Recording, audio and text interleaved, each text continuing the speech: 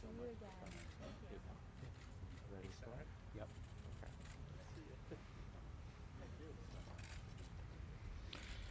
Oh, thank you all for coming. We are honored to be here today with Terry Strada and Brett Eagleson and many other families of who have lost loved ones on September 11th. Together, they co-chair 9/11 Community United. Terry lost her husband Tom during the horrific attacks of September 11th, and in the years that followed, she has never once relented in her quest for accountability and justice. So I want to thank you for being here, Terry, and I know the loss of your husband weighs heavily on your heart, just as the loss of his father weighs heavily on Brett's heart. Indeed, all of the 9/11 families joining us today share in this pain. In just a few weeks, Americans will pause to reflect on the 20th anniversary of the September 11th attacks. They will remember the nearly 3,000 Americans who lost their lives. They will recall where they were when they turned the TV on and watched the Twin Towers burn. They will think about how 9/11 changed our relationship with the world and how we travel in so many other ways. They will remember the spirit of unity that brought us together in the days that followed. But the truth is, for most Americans, 9/11 is not something that they think about each and every day. Terry, Brett, and their fellow 9/11 families do not have that luxury. For them, it's not just 20 years since the worst terrorist attack in our nation's history. It's 20 years of missed birthdays and holidays, graduations, weddings, family gatherings, and those everyday moments we all too often take for granted. I have the honor of representing many of these families in the Senate. Indeed, of the 2,974 people who perished in the 9/11 attacks, more than 700 called New Jersey home. For many of them, the 20th anniversary of September 11th will also mark 20 years without justice and accountability. That's what brings us together here today. For 20 years, 9/11 families and survivors have worked to hold the perpetrators of this attack responsible and bring them to justice. Yet year after year, their own federal government has refused to declassify documents that could shed light on any role that the Kingdom of Saudi Arabia or individuals from Saudi Arabia or from any country may have played in the 9/11 attacks. For example, in 2018, the FBI responded to a subpoena by claiming that locating these documents and declassifying them would be too burdensome of a problem. But I respectfully suggest that any bureaucratic burden pales in comparison to the burden that weighs down on our 9/11 families. Then in 2020, former Attorney General William Barr and then acting National Director of Intelligence Grinnell invoked the, quote, state secrets privilege to block access to some of these documents with no explanation at all. Attorney General Barr actually claimed that even the simple act of explaining the Trump administration's rationale for withholding this information would threaten our national security. Well, I don't know, but given the past administration's reputation for kowtowing to the Saudis, I question exactly who they were protecting by invoking the state secrets privilege. These families want answers. They want justice. They want accountability. But without transparency, they will be denied all three. That's why today I'm introducing the September 11th Transparency Act, bipartisan legislation, along with Senators Cornyn, Senator Blumenthal on the Judiciary Committee will be joining us shortly to speak, Majority Leader Schumer, Senator Chuck Grassley, Senator Booker, Senator Gillibrand, and on the House side, Congressman Hakeem Jeffries will introduce the same legislation with other colleagues. And I want to thank them all for their leadership. This bill would direct and require the Director of National Intelligence, the Attorney General, and the Director of the CIA to conduct a timely review of all the relevant documents and declassify them as appropriate.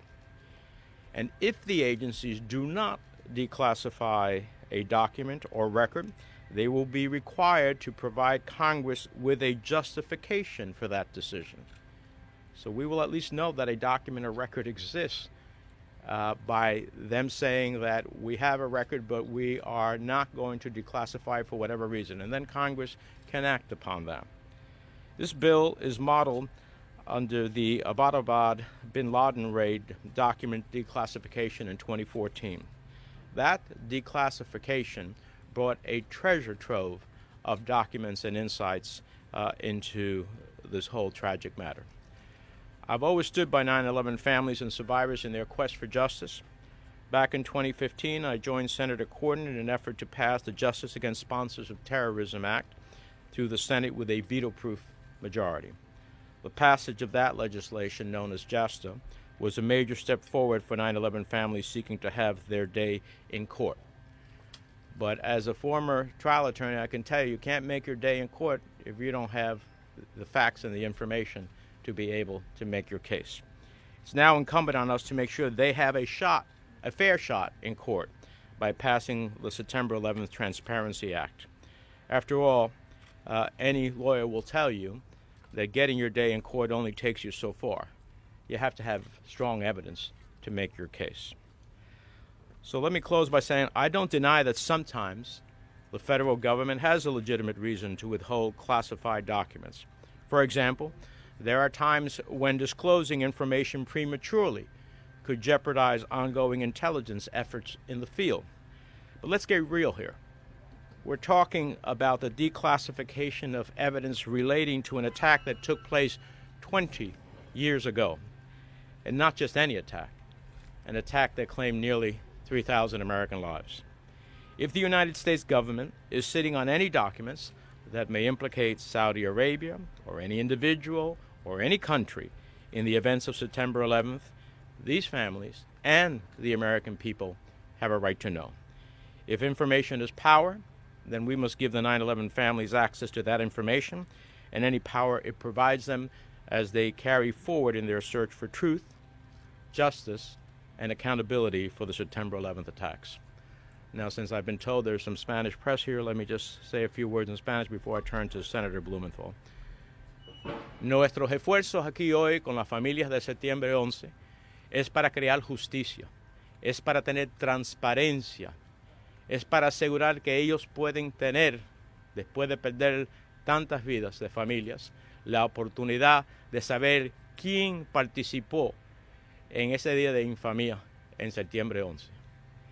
De clasificación de información que tiene el gobierno federal, sobre todo después de 20 años de que fue ese día trágico, es una forma de que estas familias pueden saber y, si es necesario, llevar su oportunidad a las Cortes de los Estados Unidos. Pero sin esa información no hay justicia. Sin esa información no hay fin. Sin esa información actualmente no se puede crear una clausura en esta herida. Y por eso estamos aquí para insistir que el gobierno federal, todo el departamento de la CIA, el Departamento de Justicia, el Departamento de Inteligencia Nacional, tiene que revisar los documentos, declasificar esos que son elegibles bajo el proceso normal, y si no declasifican uno de los documentos, dejar el Congreso de los Estados Unidos saber el por qué no está declasificando ese documento. Eso simplemente es justicia. With that, let me introduce my key co-sponsor, longtime supporter of our efforts in this regard, the senior senator from Connecticut, Senator Blumenthal. Thank you. Thank you so much, Senator Menendez. I'm honored to stand with you today as we have stood together for these 9/11 families over many years, and I want to thank Senator Menendez for his steadfast, unrelenting leadership on behalf of this cause. But most important, I want to thank the families who are here today. Brett Eagleson and others like him have been tireless, courageous, strong in championing this cause. They've become more than constituents. They are friends, almost family. to many of us who have been at their side. And on a day like today, virtually cloudless skies, our minds go back to that moment of unspeakable horror when our nation was attacked. Our nation bore the brunt of unimaginable pain and grief because of the thousands of deaths on that day, and our nation deserves the truth. This cause is bigger than just these families. The American people deserve the truth. They deserve to know what is in those hidden and concealed files. And the American people should demand justice for these families. Not just to have their day in court, but real justice, which requires disclosure and declassification of this evidence. This act requires simply a review within specified time limits so that not only the potential attackers, but also our government can be held accountable. These families have mounted a legal struggle against the Kingdom of Saudi Arabia, and now their struggle is not only against the Saudis, it is against their own government that is continuing to conceal evidence necessary for them to have that fair day in court. And that is unconscionable and unacceptable.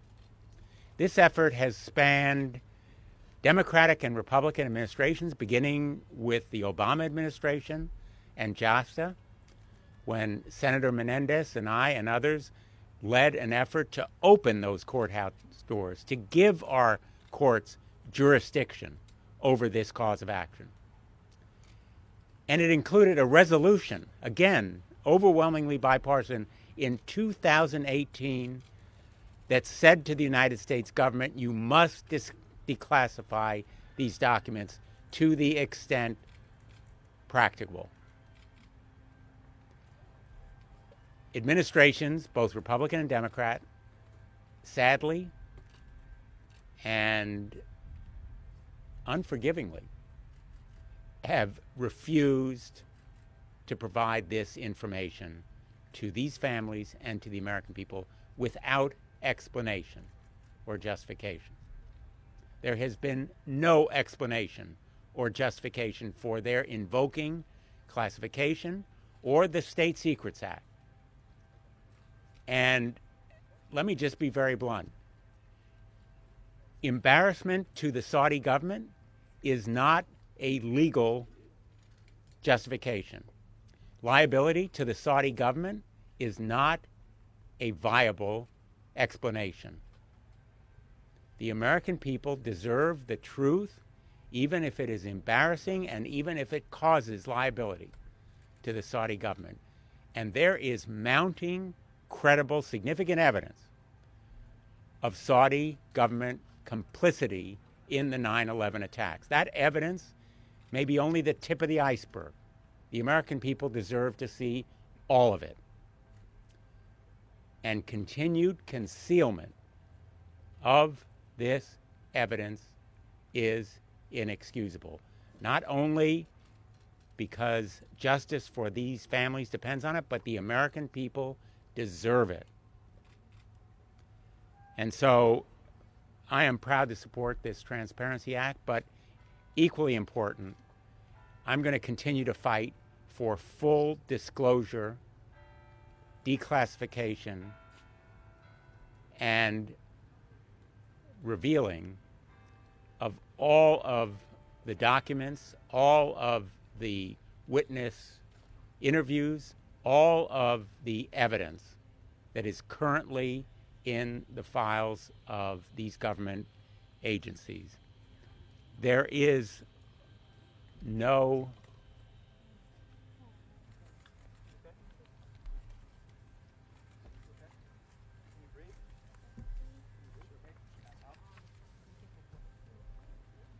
I have water in my bag.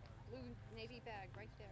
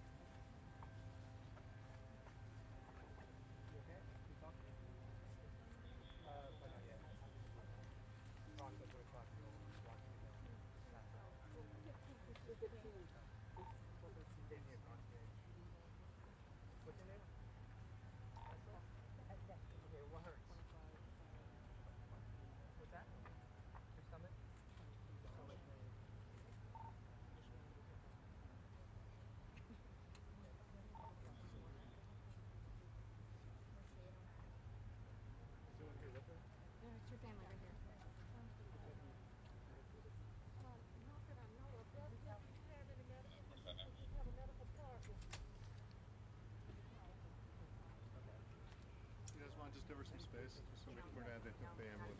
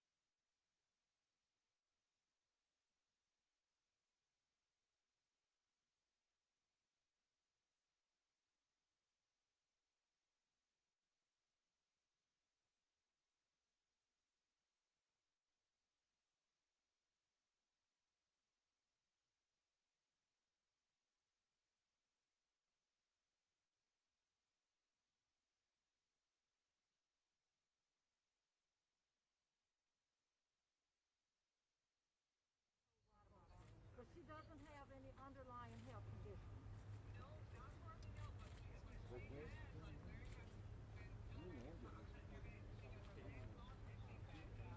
She had a leg drop. I didn't notice whether or not her leg was. Okay, so she might have done that if she passed out. So, okay, but she doesn't have any underlying health conditions. No, they're in North Carolina. Good. My mom wanted me to tell you hello. She's supposed to be here today. Okay, so as long as we know that we don't have to worry about any underlying health For the conditions. grandchildren. So, okay, all right. So we're gonna make sure that she's okay. But I just wanted to check. Larry. The mother says. We're here, and just half of the police are here right now, but she just passed out right in the middle. You're over there. No, she didn't hit her head because I had her. She's getting up now. She's standing up. We're gonna walk through it here in a second.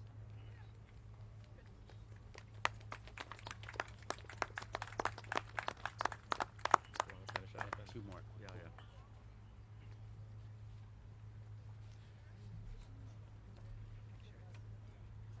I think we've been joined by Senator Schumer.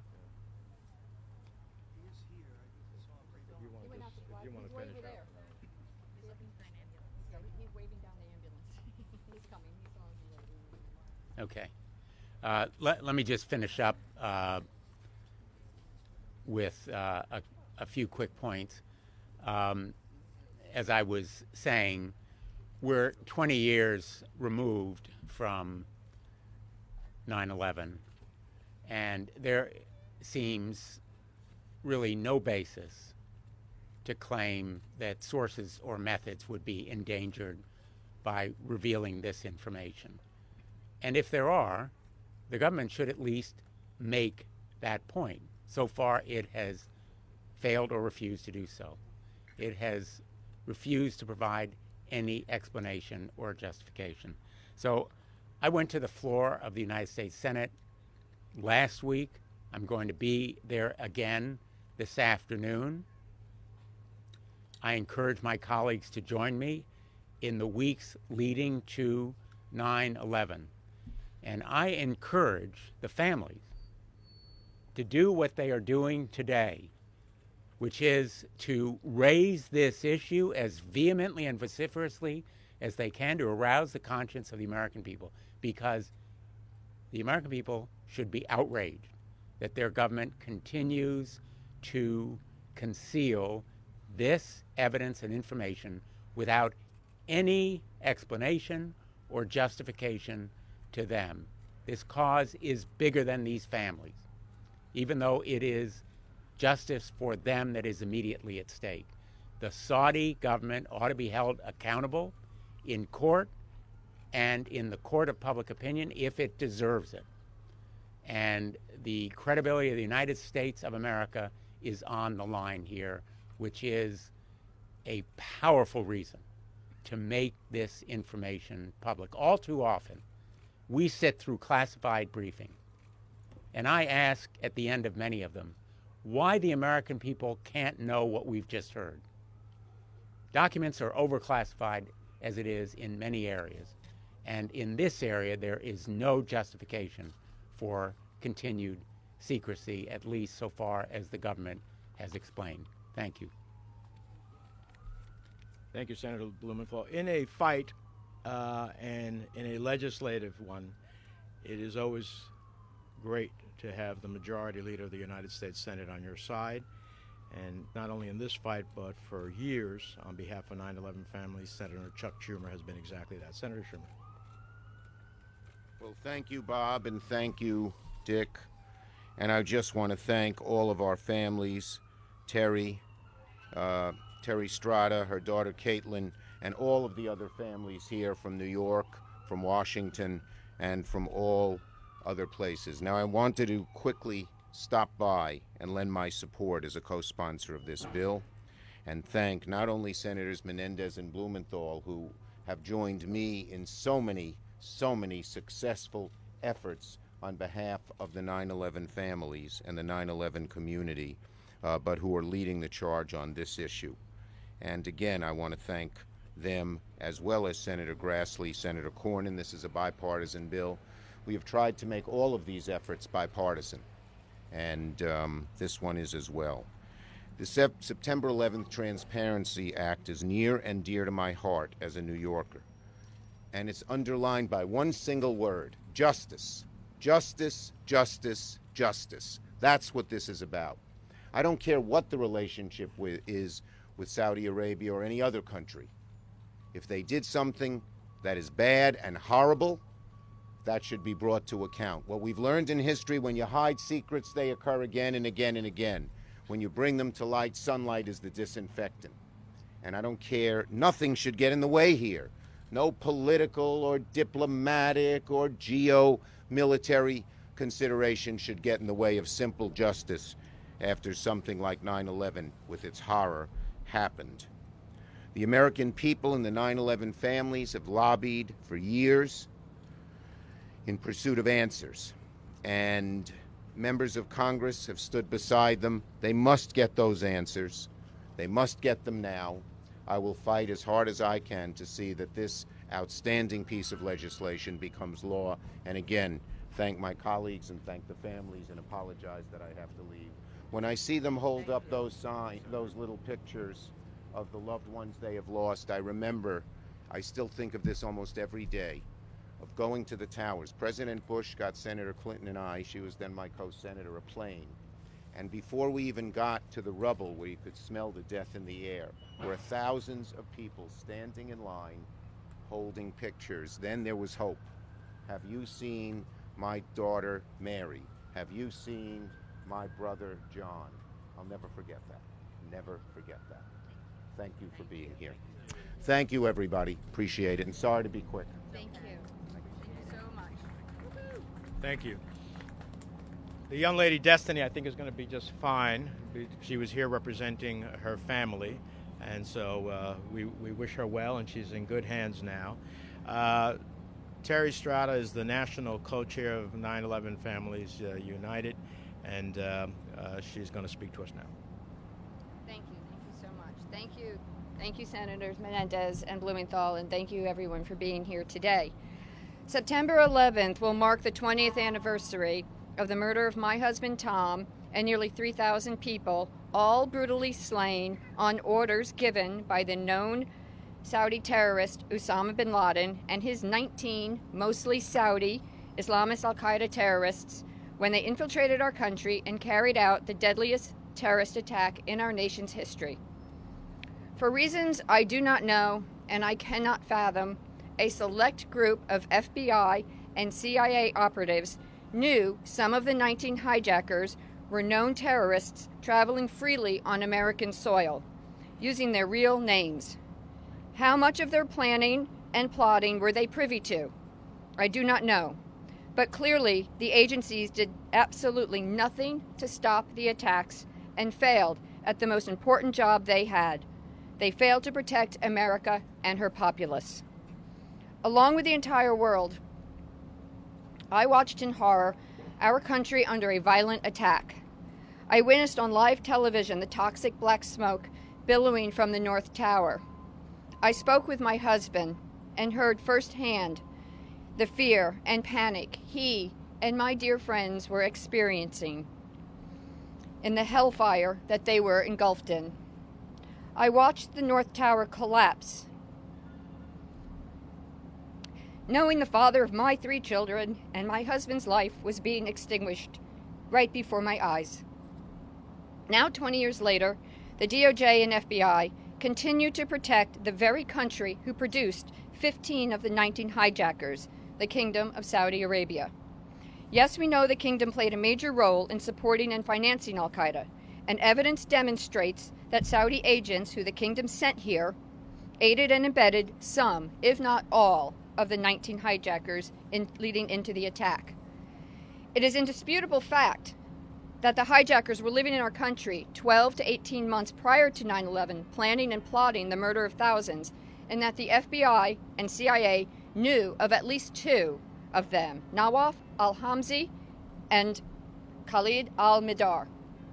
Rather than hold the kingdom accountable, the State Department, FBI, and CIA continue to betray the 9/11 community and cower to the kingdom's desperate pleas of keeping Saudi Arabia's involvement in murdering our loved ones a secret, while the Department of Justice ignores our pleas for the truth, instead choosing to help keep the kingdom's dirty little secret that they support radical Islamist terrorism and the hateful ideology that spawned the largest mass murder in our country's history and death of my husband and our children's father. For what? And I ask why. Every administration since 9/11 continues to turn their backs on us, the victims' family members and survivors. Why are we standing here today, adversaries to the FBI and Department of Justice, instead of allies? And perversely, why do they stand as allies to the kingdom against us? Critical documents are being held from public view because the DOJ refuses to release them in any format. In fact, in many cases, they refuse to even look at the documents responsive to the subpoena served on them in April of 2018. Instead, our government argues it would just be too much of a burden for them, for the most advanced country in the free world, to review documents it is supposed to be vigilant about retaining from one of the most important investigations the country has ever performed. Let me underscore that. We, the 9/11 community, we, the American public, are too burdensome in the eyes of the bureaucracy. We are asking too much for them to tell us what they uncovered in looking into the attacks on all of us. By keeping evidence hidden that will shed light on the brutal murder of our loved ones, our own government is not only perpetuating our continued pain and suffering, but it is also leaving the facilitators of the attacks unaccountable and our nation vulnerable to future terrorist attacks. This travesty of justice must come to an end in order for this chapter of our lives to close and keep Americans safe from the endless grief and gruesome carnage terrorist attacks leave behind. For 2 decades, Congress has shown a united front and been a staunch supporter for transparency regarding 9/11 and our quest for the truth. Many here today have walked beside us on our path of grief. They have worked hard for us and the American people by passing a resolution to release the 28 pages. Those pages offered us clear facts about the Saudis' involvement in 9/11. Congress also worked for 7 years on the Justice Against Sponsors of Terrorism Act, JASTA, ultimately voting unanimously for its passage with unfettered enthusiasm and then overriding a presidential veto to enact JASTA, cementing our right to our day in court and what we believed would ensure all the evidence would see the light of day. No one standing here today, no one standing in the Capitol behind us, has ever anticipated the level of pushback, the lack of respect, or the extent to which our State Department, the Department of Justice, and the FBI would go to withhold vital investigative reports from the 9/11 community and the nation at large, all in an effort to protect the kingdom from embarrassment and accountability. Attorney General Garland, Director of National Intelligence Haynes, FBI Director Wray, and the State Department, by ignoring our direct pleas to them, are showing us where their loyalty lies time and time again, with a foreign nation capable of murdering their own. Aside from the occasional disingenuous words to recognize our loss, by protecting the Saudis, they have not shown their allegiance to us or the American public. They have ignored numerous letters, not only from us, but from several members of Congress as well. We have never been met with such disdain. Not only have they snubbed our invitations to meet in person, the DOJ has fought vigorously to avoid producing mountains of documents responsive to the subpoena that was served on them 3 years ago. This legislation in the Congress, and I pray this administration, will right that wrong. While the DOJ claims it has distributed thousands of pages to our representatives, that claim falls patently short of what was requested. Instead of allowing the DOJ to continue cherry-picking what documents it wants to release and tolerating their indefensible excuse that it would be too burdensome to search their files, we now have the full force of the United States Senate, and we anticipate all of Congress supporting a full declassification review process of all relevant documents related to the Saudis and 9/11. As a tragic result of 9/11 and the war on terror, tomorrow will sadly mark the 10th anniversary of the deadliest incident and largest loss of life in the Navy Special Warfare, when 30 American troops, including 16 commandos from Navy SEAL Team 6, call sign Extortion 16, helicopter was shot down, killing all on board. They were there fighting for all of us, rooting out the evil created by the kingdom that threatens our freedoms and our way of life. The truths we seek with the 9/11 Transparency Act is not just for us, but for all of our fallen heroes. May every brave warrior, rescue worker, and those who have died from 9/11 related illnesses rest in peace. We sincerely thank Senator Menendez, Senator Blumenthal, and the senators introducing the 9/11 Transparency Act, another great bipartisan effort from our esteemed leaders, and ask that the entire body of Congress act bravely and cohesively in support of our right to know what the government has uncovered about who facilitated the attacks on us 20 years ago. Yes, let us never forget, but let us never let it happen again. Thank you.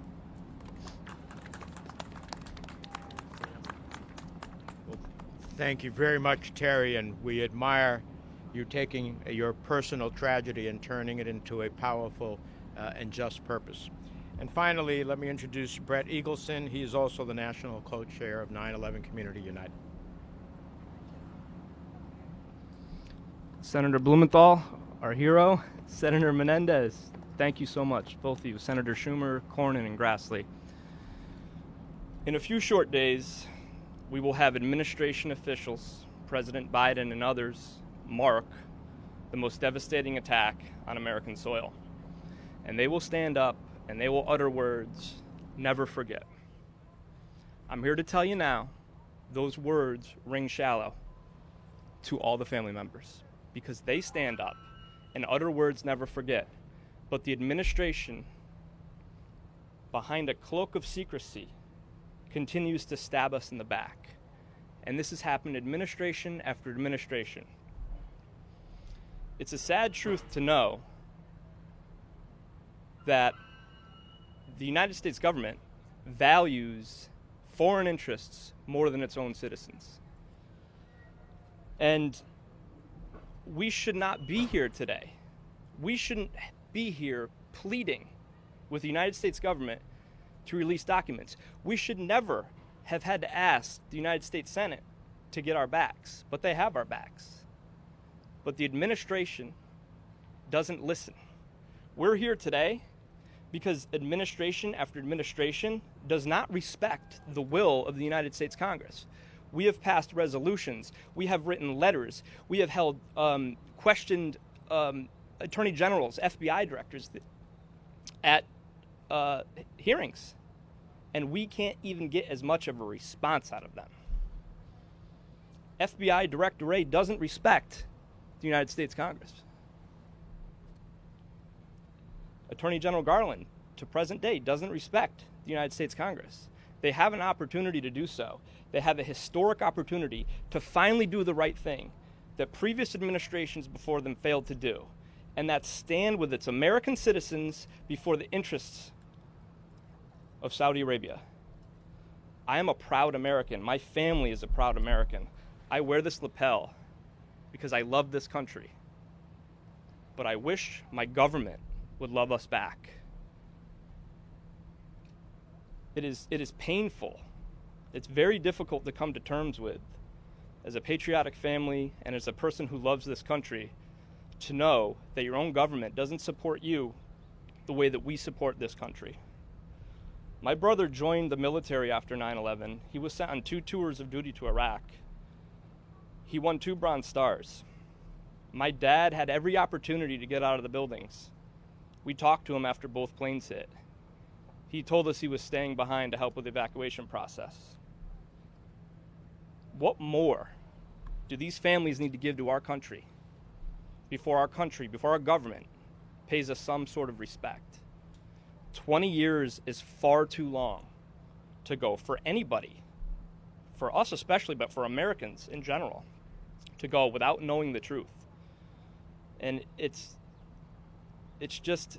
nauseating, and it's painful, and it's difficult, but we are so proud to stand with our champions and our supporters, and I think we're close, and I think we're going to get there. And I have all the confidence in the world that we're finally going to cross the finish line, and on the 20th year anniversary, the families can finally get the closure that they deserve. Thank you, Brad, and thank you and your family for their service and their sacrifice. And the government is comprised of 3 different levels of government. There is one that has your back, and we're going to make sure it happens. With that, we'll take a couple of questions. Jonathan. If you talk to the White House at all, or just from the new administration, to try and get their support for the bill? We will be in conversations with them, and it is our hope that they will be responsive. We're lining up support, because when an administration, regardless of who that administration sees a bipartisan effort headed at them, and after we did the same thing in JASTA, I think it often creates a light at the White House. So hopefully that light's going to get turned on. Yes, and then. Following up on that question, I know you all sent a letter to Attorney General Garland earlier this year. Have you heard a response to that letter, and what have communications with him about this issue looked like? I want to say, in fairness to Attorney General Garland, I've spoken to him publicly in his confirmation hearing. I have asked for Director Wray to answer these questions publicly in the last oversight hearing of the Judiciary Committee. We've heard nothing officially. I've spoken to Attorney General Garland privately.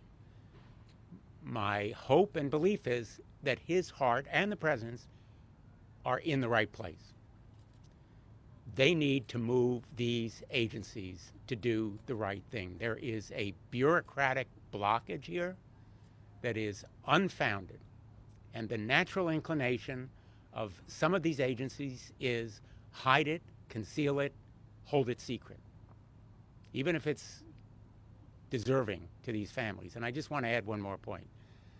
We've said embarrassment to the Saudis is no excuse for refusing to conceal this information. Well, embarrassment to our own government, to our own intelligence or enforcement agencies, likewise, is no excuse. If they knew about this attack before it occurred or had some evidence it was going to occur, that is all the more reason, 20 years later, to make it known to the American people. And I've had conversations at the highest levels of our government, and I am very, very hopeful, as Bret Eagleson has said, that we are getting closer to that finish line, because I think they sense the moral imperative here. Optimistically, what your timetable is. Obviously, you're getting ready to break with the 20th anniversary. Are you hoping this can get to the floor by this fall, by the end of the year? Well, we want to move as expeditiously as possible. Obviously, there's introduction today. We'll probably close out next week at some point. And so then I'm looking at September as a time both in the relevant committee to have a hearing if we need a hearing. And then I think Senator Blumenthal and I and our colleagues will be looking at every legislative vehicle, short of a separate introduction, standing debate, and vote. We would love that. But if not, we will look at any legislative vehicle to include this provision into law. Yes? You have one Republican senator signed on to this right now. Two. Oh, you have two, I'm sorry. Yes, Senator Grassley and Senator Cornyn so far. What other conversations have you had with other Republicans in the Senate, and how receptive they are to this? I've had a few conversations. I don't know, Senator Blumenthal. I know I've had a few. And I think we will get more bipartisan sponsors. Look, it's a simple proposition. Transparency, 20 years later, trumps everything. Pure and simple. Justice trumps everything. That is neither a Republican nor Democratic objective. It is an American objective. And so at the end of the day, I think we're going to get a lot of support, as we did for JASTA. JASTA passed, without one negative vote. I mean, that speaks volumes of what I think the Congress believes is necessary to stand up on behalf of the American people. I will just add, I've had some conversations with Republican colleagues, and when I explain to them what's at stake here, they are immediately outraged, just as they were when past administrations failed to disclose this evidence. And I'll just be very blunt here. You know, in a month, our colleagues are going to come to the floor of the United States Senate, and they're going to make those same speeches that Bret described. President Biden will make speeches about never forget. Our colleagues will make the same speeches, and their words will ring hollow unless they support this measure. And these families are going to hold them accountable as well. So I predict we'll have the same kind of support here that we did on JASTA. Remember, we overrode President Obama's veto. Not by a little bit. The American people want justice for these families, but they also want to know the truth. The most heinous sin you can conduct in the eyes of the American people is to conceal truth that involves their national security. And this truth is vital to Americans' national security. So I predict we'll have a lot of Republicans on our side. Yeah, and as a footnote tonight, JASTA didn't bring an end to the war or to the United States national security globally. So just proves the fact that opportunities like this for transparency and justice don't ultimately undermine America's interests. I think it makes us stronger. Last question. So you bring up some Republican lawmakers. We actually spoke with Senator Capito. She actually questioned what's the point of bringing up this legislation when it's 20 years out. What's your response to some of your colleagues who have said that because of how long it's been, is there really any more information to dig up? Wow. Well, we'll have to talk to her. I respect Senator Capito, but we'll have to share and enlighten why it's 20 years later. 20 years later, the passage of time doesn't make the pain and suffering of these families less painful. The passage of time doesn't make the relevancy of making these documents public less consequential. The passage of time has only inured to the detriment of these families in terms of their search for justice as they pursue it in the courts, because they can't get documents that would make their case.